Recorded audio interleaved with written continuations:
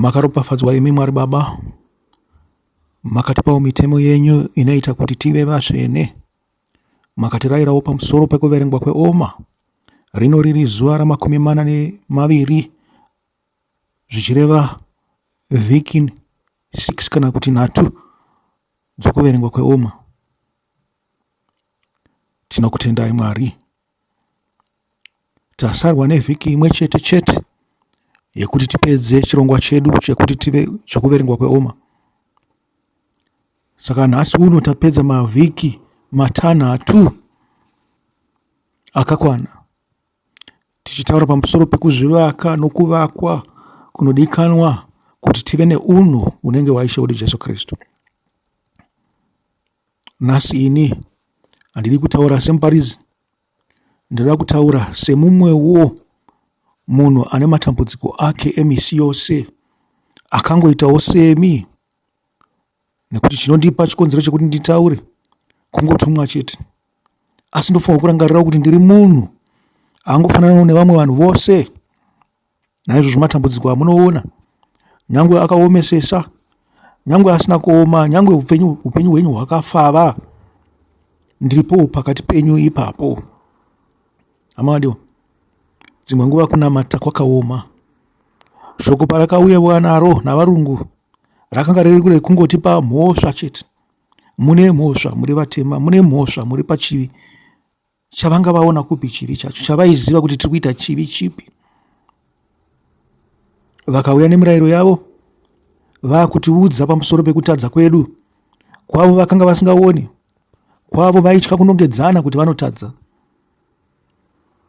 Naizvozvo Vhangeri ravakauya vachitiparidzira rakanga rakaita seradhiabhori, nekuti dhiabhori ndiye anonzi ndiye anopa mhosva kuhama dzedu, ndiye anogara achituka, achizvidza, achitaura kuti tine mhosva. Tinoda hama dzangu kuti muzive kuti Vhangeri parakatanga naIshe wedu Jesu Kristu rakanga riri rokuregerera. Hazvina kunzi tiuye takachena savaIsraeri, nekuti vaIsraeri vakanga vapuhwa mutemo vane makore zvisina churu nehafu yokurarama vane murayiro waMwari. Isu takanga tisina. Vhangeri rataifanirwa kutanga kuparidzirwa ndere rudo rokuti Mwari anotida. Asi hazvina kuitwa izvo, nekuti vakauya vachiparidza vakanga vane chimwe chinangwa, vanga vane ukasha, vakanga vane hatred, vakanga vasina kumira pachokwadi, panga pasina chakanaka chaivanikwa mavari.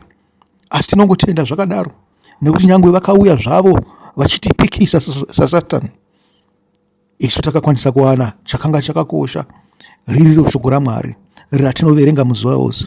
Zvikanzi ndiyo hama yako yepedyo, harikombrene, kungoritora nokugara naro pose paunenge uri. Mazuva ano zvava nyore, kungovhura foni yako chete wakutoriona, rakutokutaurira kuti Mwari anoda vanhu vakaita sei. Tisataurirwe sekutaurwa kwaiitwa vaIsraeri navaprofita. Vaprofita vakanga varipo kuti varangaridze vaIsraeri kuti Mwari akanga akavapa murayiro wavo. Asi pakutanga vaIsraeri vaingounzwa kunzi itai izvi kuti muve pedyo naMwari. Shoko rakanga rakafava. Ana Mozisi vanangotanga nekutuka vanhu, vakatotanga nekukwezva vanhu kuti vauye kwavari, vakavadzidzisa murayiro yaMwari kusvikira akuenda.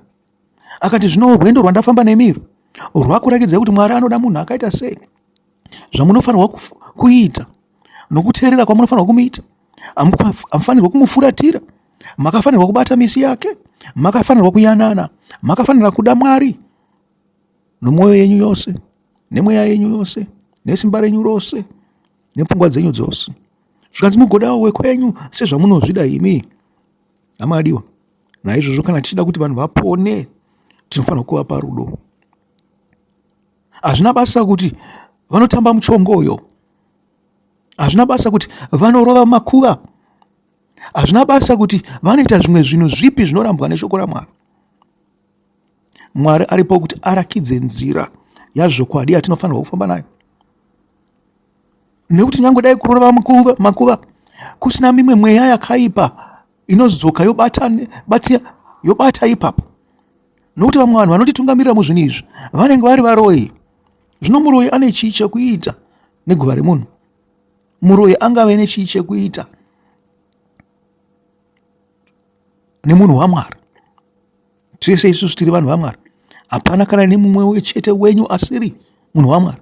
Tese isusu tose Mwari anotida, asi anoda kuti tibve pazvivi zvedu. Uyezve ndiye anotidzidzisa kuti chivi chii. Amadiwa, musavenga Mwari.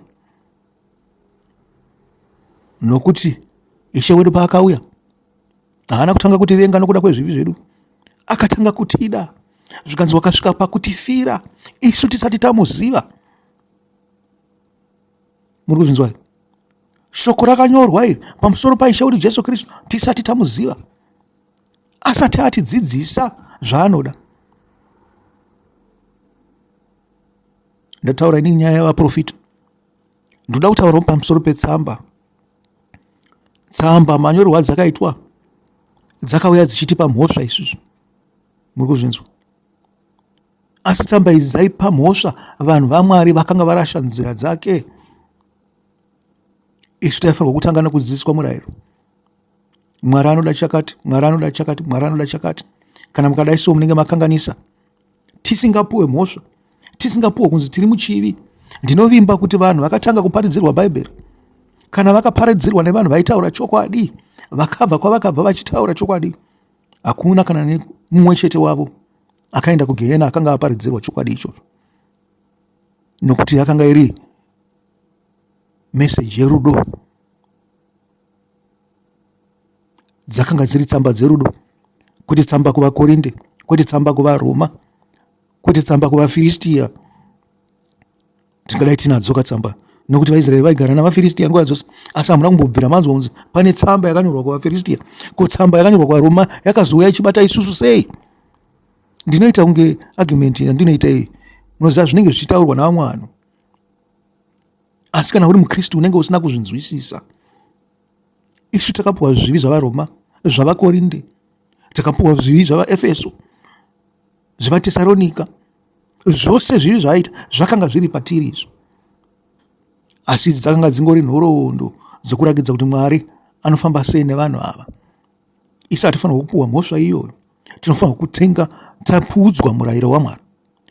Nokuti nyange naJesu wakauya uchiparidza pamusoro pemurayiro yaMwari, asingape vanhu mhosva, asi vachiti vanhu ngavatendeuke, ngavazive kuti Mwari ariko.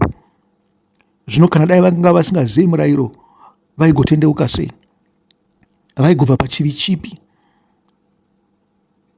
Ndosaka asina kuparidzira mhuka, wakatanga waenda kuna vaIsraeri vakanga vapuwa murayiro waMwari.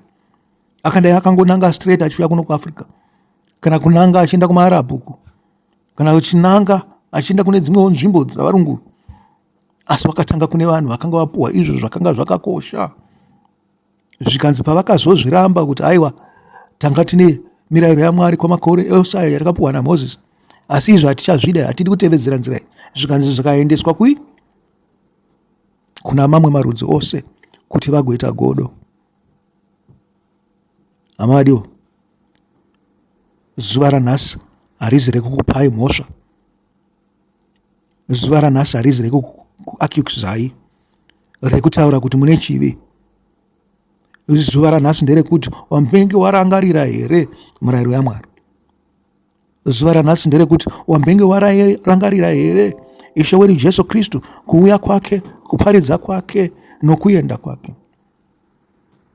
Wambenge warangarira here rudo rwakabva kuna Mwari. Wambenge warangarira here zvose zvakanaka Mwari zvaanoda kutiitira. Izuva rerudo, uyai tiparidze rudo kune mumwe nemumwe wedu. Kuvana vedu ngatirege kuvapa mhosva. Hongu munoda kugara muchirova, muchiranga. Chinhu chakanaka kuranga, nekuti ndizvo zvinotaura Bhaibheri raMwari. Zvikanzi asi kuranga kwakafanira kuzivisa munhu kuti akanganisa papi, womubatsira zvakare kuti anga achikorekta ipapo paanenge akanganisa.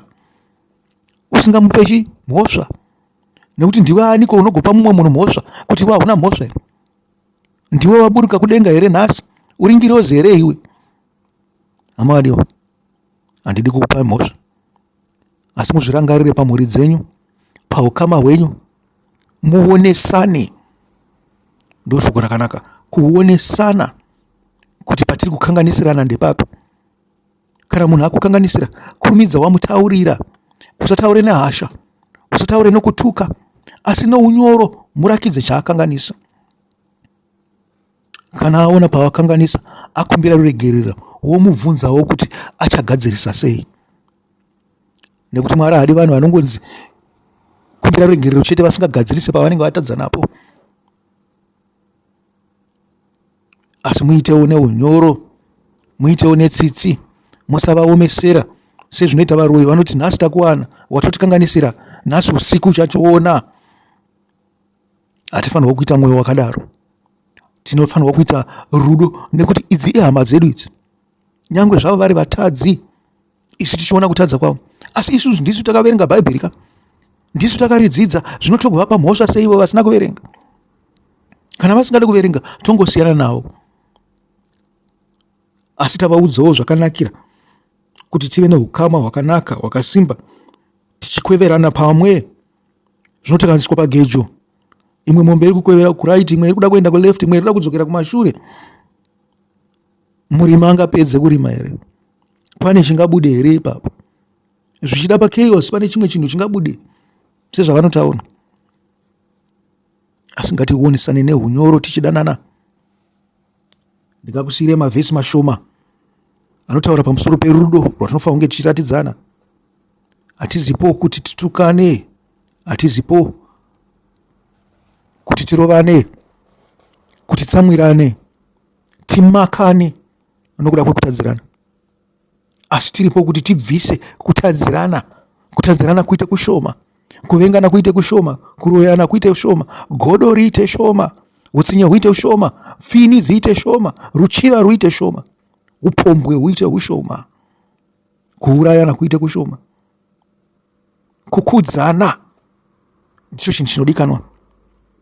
Imi vakuru kudzai vaduku, navaduku ngavakudze vakuru. Takakudza mhuri dzedu tinokukudzana, kwete kuti baba vanogara vachirova vachituka, kana kuti amai vanogara vachirova kana vachitaura nenzwi rakakwira.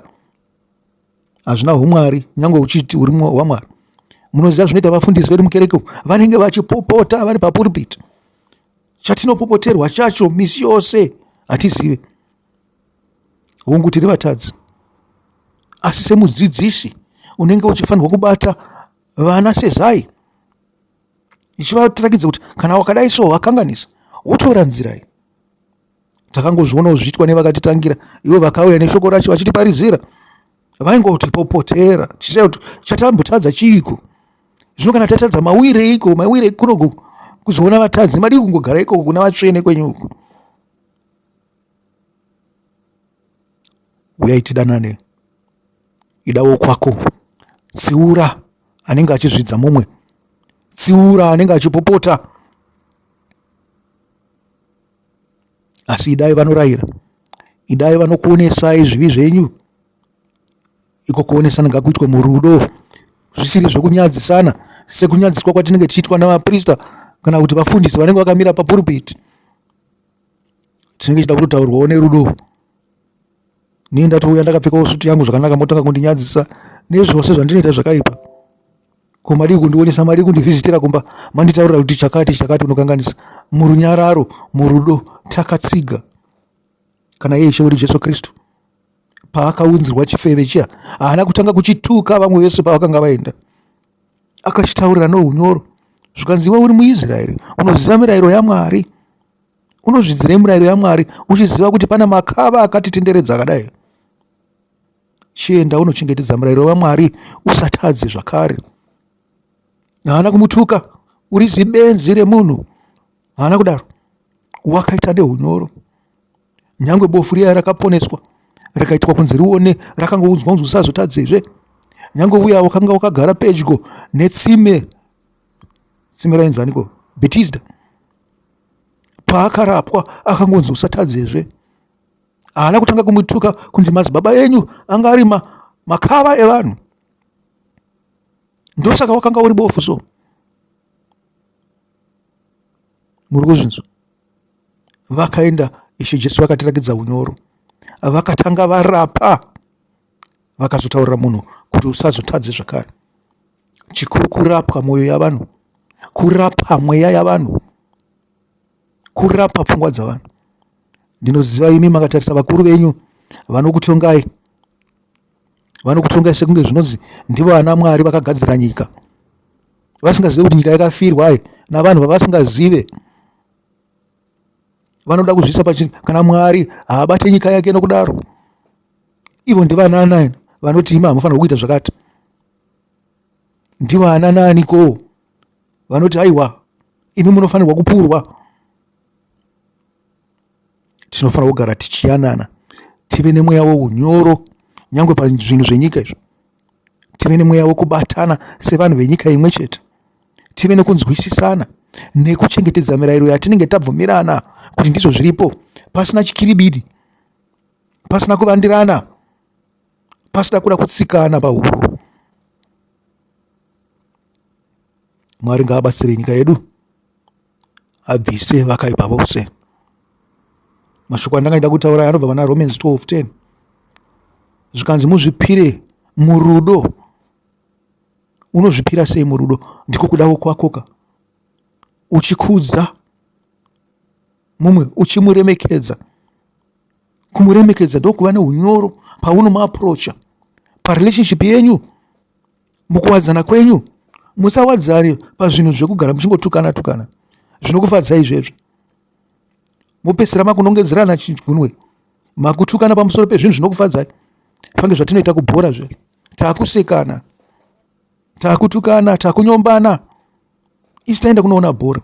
Chikonzero chatiunza kuti tinge tiri pabhora ndechekuti toda kuona vanhu vachitamba, vachibuditsa unyanzvi hwavo.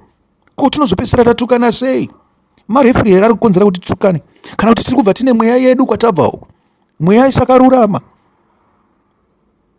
Tinofanira kuenda kunoenjoya, nokuti ndiye Mwari akatipa makumbo, akatipa chikumba ichocho chekuti tikike, akatipa misoro yekuti tipfungwe. Naizvo tinofanira kutamba chienjoya, nyangwe zvedu tiri kuexeta kana kuti kubuditsa dikita. Tinofanira kunge tichiwadzana. Zvikanzi vaRoma 12:10, moendawo pana vaFiripi, zvinonzi musaite chinhu mune chinangwa chekunyengera, asi muzvininipise pazvinhu zvose, muchikudza vamwe, muchifunga vamwe, musingade kuvakuvadza, musingade kuvatambudza panyama kana pamweya. Dai Mwari atibatsira kuti tidimbure vanhu vakadaro kubva pakati pedu. Rimwe vhesi zve 1 Peter 2:17, zvikanzi munhu wose waunosangana naye mubate zvakanaka, nyangwe kukereke, nyangwe kunze kwekereke, nyangwe mukati memba, nyangwe kunze kwemba, nyangwe mumaraini. Muri kuzvinzwa? Zvikanzi sokuda kwatinoitana kana tichinge tanyengana, tasangana pekutanga murume nemukadzi, zvikanzi ndo madiro atinofanira kuita murau waMwari. Takafanirwa kuuruda, kuuchengetedza, kubuditsa rudo kubva pauri nezvokwadi yayo, kwete kuti tipote tichinongedzerana nekutukana. Zvikanzi unofanirwa kuzvida iwe sezvaunozvida iwe. Sokuda kwaunoita mukadzi wako, ida shoko raMwariwo. Aiwa, Mwari ngaakutungamirei, ave nemi zvotopinda muvhiki yekupedzisira tisati tabata zuva rePentekosta, apo pakaburika mweya mutsvene uchiuya pavadzidzi. Isi tiri kuti kana munesu muchirongwa, manga muchidzidza muchizvitarisisa chaizvo, muri kubhilda mweya kusvikira pokupedzisira. Asi Mwari ngaave nemi, nekuti chirongwa ichi tinongochiita chete kwemavhiki 4 topedza. Hazvirevo kuti kana tapedza zvadhakwa. Tinoramba tichibhilda pane zvatinenge tadzidziswa, tichiziva kuti nyangwe negore rinouya pachauya imwe nguva yekuverengwa kweOmer. pachauya imwe Easter, hatikudze zvedu Easter, tinokudza Paseka, tinokudza kufa kwaishe wedu Jesu Kristu nokumuka kwake. Hatifanira kuti timbotaura pamusoro peizwi rekunzi Easter. Tinokudza Sabata, hatikudze zvinhu zvisina umbowo unotibatanidza naishe wedu Jesu Kristu. Zvose izvo zvinofanira kueliminata, titsvage ishe wedu Jesu Kristu washokwadi. Ngatizive kuti imwe Paseka ichauya, mukuzvinzwa, neimwe nguva yemutambo wamavhiki ichauya, imwe nguva yokuverengwa kweOmer ichauya, patinenge tichizvitarisisa kuti gore rose rapera takaita here zvatakadzidziswa pamazuva ekuverengwa kweOmer apfuura. Amadiwa, rinoranga riri zuva ra42 rokuverengwa kweOmer. Ndichiti Mwari ngaave nemi, akuchengetei vhiki rotopera iri. Mugare zvakanaka, akuropafadzei, chisarai.